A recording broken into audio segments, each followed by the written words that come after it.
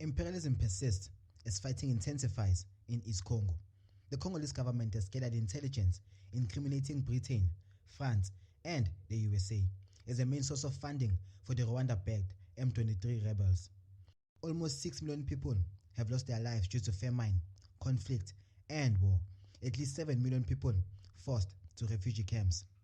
Congo, the richest country in the world in terms of natural resources, finds itself and its people subjugated to modern-day slavery and conflict for these resources.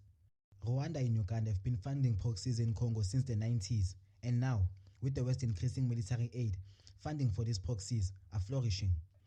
More than 50 women are harassed in Congo per hour. The proxies are seizing land and mines, particularly cobalt mines.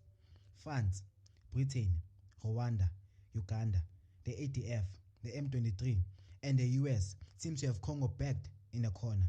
But Congo is not alone.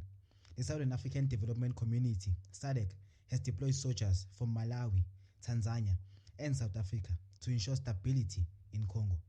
The South African National Defense Force has been in Congo since the 2000s and has played a major role in peaceful resolutions and ceasefires in the region, and has vowed to send more than 2,900 soldiers as a supplement to the soldiers already in Congo.